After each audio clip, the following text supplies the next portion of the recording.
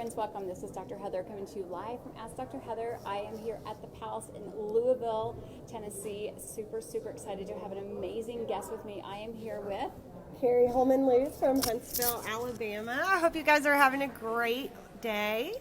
And we just snuck out of an amazing conference this morning, so we're going to be super short and brief, but Carrie and I have been trying to get this together because I think a lot of us are on the same passion-driven mission, which is really whatever you're going through, we want to actually help bring some hope and bring some inspiration. And whatever our story is, we have similar stories, but yet different stories. We have same hearts, but yet different hearts. We are different, unique individual beings, but we're on the same path and same journey, really, as we start to share what's going through. And I know some of you are familiar with my story, and I'm familiar with some of your stories, but I really want you to hear Carrie's story because it's one that's, I keep hearing again, I get so many questions about ulcerative colitis, so many questions about Crohn's, so many questions about irritable bowel and what is happening with our gut biome system. So I'm going to just ask Carrie briefly what really has gone on with her gut and what she's done and kind of what her journey and path has been. And just so you know, people often think, you have breast cancer because it's Breast Cancer Awareness Month, you cut your breast off and cancer's over, or you have melanoma and you cut that spot out and it's over, or you have an amputation and it's over. It's not over. You still have to keep continuing optimizing your body, keeping every single cell in your body healthy. So as you're joining us, let us know where you're coming from. Let us know what maybe you're suffering from or what your chronic illness is. We know that there's so many invisible disease illnesses like migraines, obesity, infertility, cancer's invisible. I could go on from every single alphabet. Things like Alzheimer's, which we talked about yesterday, which touches so many families. I know I went on about it last night, and we're at an amazing conference, so we're going to keep it short and sweet. But I just, my heart,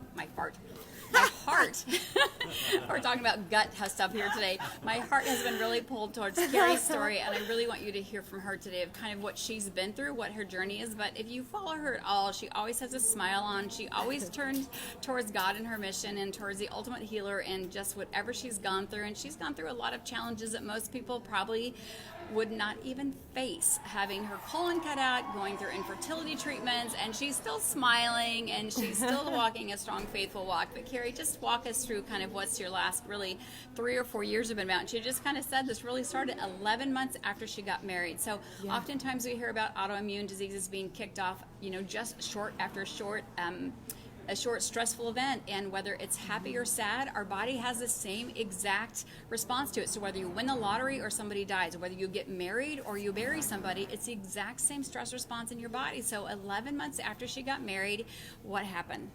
Well, back in 2016, I had an upset stomach, and it lasted for about 6 weeks. And so 3 weeks into it, I went to the doctor. They thought it was IBS, so they gave me a medication to take care of it. But it just kept getting worse. And so one night I was having dinner, I got into excruciating pain. I went to the ER, had a CT scan done, and found out that I got diagnosed with ulcerative colitis. So when I saw the GI specialist... So were you having bloody diarrhea, any of the normal symptoms with UC? I wasn't. At first it was just an upset stomach, and I had urgency. I was going several times a day. I think I got up to 30 trips a day by the time I went to the ER. So it was just like that. But once I went to the hospital, it was like a couple days later, and I started having some blood in the diarrhea. So it was definitely, I knew that something was bad, wrong. And the specialist told me that I had colitis and that he suspected it would be severe. So I had a colonoscopy done, and sure enough, I had severe colitis throughout the entire colon. So no history of gut issues, allergies, milk didn't upset your tummy growing up, no ear infections growing up? I was absolutely healthy. I was a competitive figure skater for 9 years, and I was always athletic, thought I ate well, our modern diet in the United States, I thought what was healthy, and it wasn't, and I wasn't as healthy as I thought. I guess I just kind of carried this genetic, and something environmental triggered it, like a wedding or whatever it was. So Yeah, I mean, And so you fought to keep your colon. So you I did. or keep it close to here. So she's a little tiny thing. You can see my big old head. But you fought to keep your colon. You used the ketogenic diet. You I really stripped away did. some of those big hitter foods, those ones that we usually Yes. call autoimmune foods. So you cut out dairy and some of the other Correct. things, and gluten and the other things. Went on a ketogenic diet.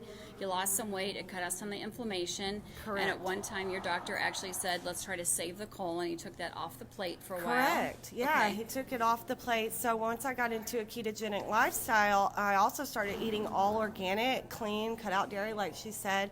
The organic and clean eating was super duper important. But once I started doing that, actually 2/3 of my colon completely healed, and this was really amazing Wait, how and a much? miracle.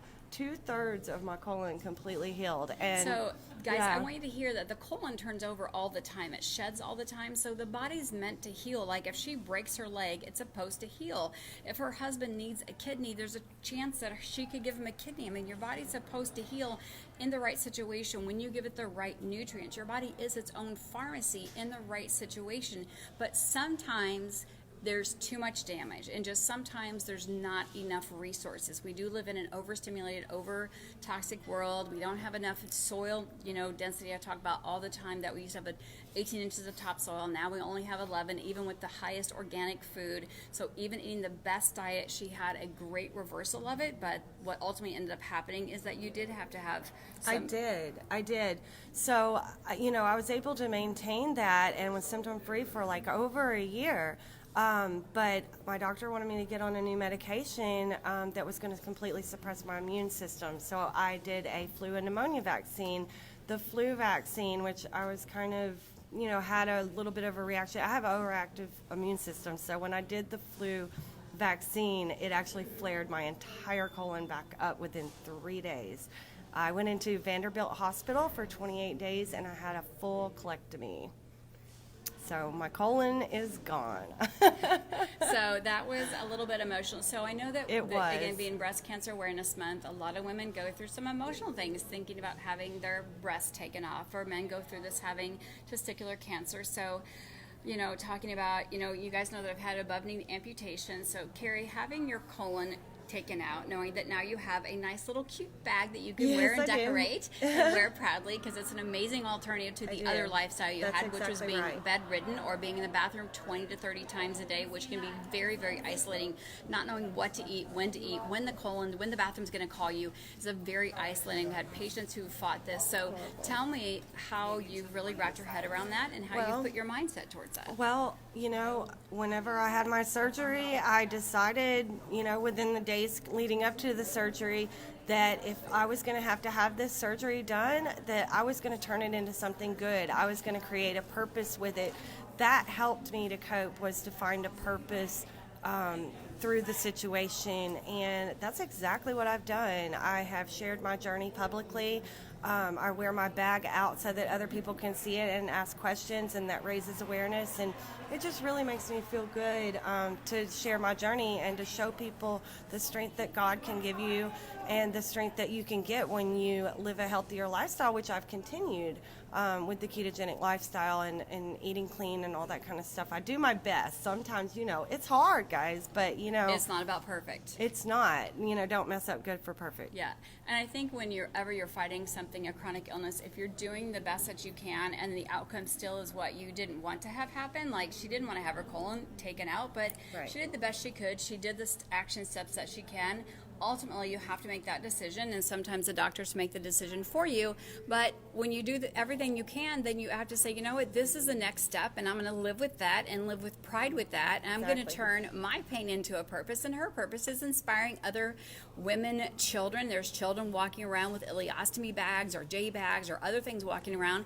And like she said, she wears her bag outside so people ask questions. And I know that I'm going to say, like, I went to church, I had a big goal, which was walking up for communion, and I was on my crutches, and I had a little girl go, "Mom, what happens to her leg? Mom, what happens to her leg? Where'd it go?" And so it's like bringing some awareness that, things can be fixed. And, not everyone's born perfect. I don't actually know anyone who's born perfect. Do you? Anyway, that's not what this is Right. about. This is about overcoming things and actually what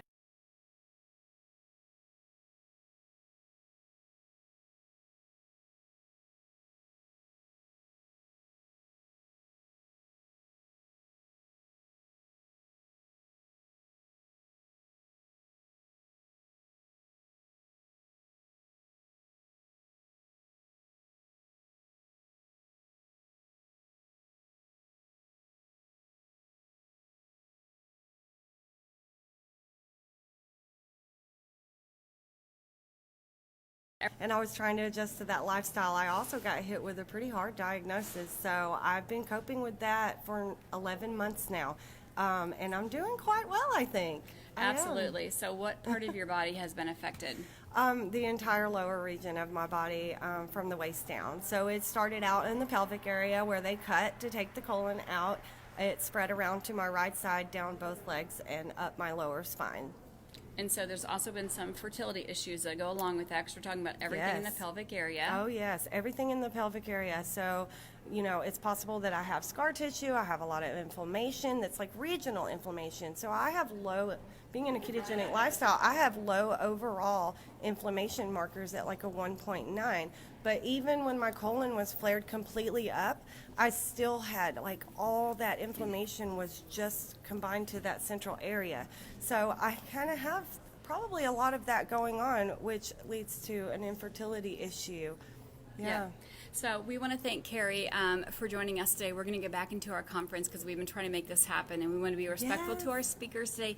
Give her some love, give her some hearts. This is about sharing, because we do believe that connection is the cure to helping people or inspiring other people, letting them know that you're not alone, whatever's going on with your body. And we start talking about invisible illnesses or invisible pain. It is things like incontinence. It's things like infertility. It's things like, people don't say obesity or migraines or fibromyalgia. Again, we could go down the whole alphabet and be here till tomorrow, but tag somebody that you know maybe is fighting someone who needs some hope and healing. Thanks for saying that, Keto Patty. She's like, hope and healing, absolutely. Yes. You hear me say all the time Yes, that connection is the cure. So tag somebody, tag a friend, share this to your wall. This is about sharing is caring, and we want to thank you for your time, for joining us today. And again, let us know if there's something we can do for you, something you want to share, and something you want us to know about you, and let us know where you're coming from. And we are going to say bye-bye for now, because we're going to head on in and see what's happening, and we'll come back in, and our loving husband Paul is here cheering us on, saying let's get back in there and see what's happening, so we can learn some more and help educate you on what you can do to help better your life. So thanks for joining us. One last question: what is your favorite flavor of ketones? Oh my gosh. Everyone's asking that question. Why do we ask this question? Because there's so many, right? Well, I really love the Keto Up in the can, the carbonated Toucan Tango for the Keto Up, but my favorite nat flavor would have to be Heart Tart. Okay. Heart Tart and Heart chocolate Tart swirl. it is, you guys. And remember, mindset is everything. Absolutely. Get a gratitude journal. Start there. Gratitude practice. You can Google it. You can Google all kinds of things about positive affirmations. It's just baby steps. Take those steps. Don't feel like you gotta be Miss Positive Pants by the next day. It's just a process. Start Absolutely. slow. Right. See you guys later. Bye, guys.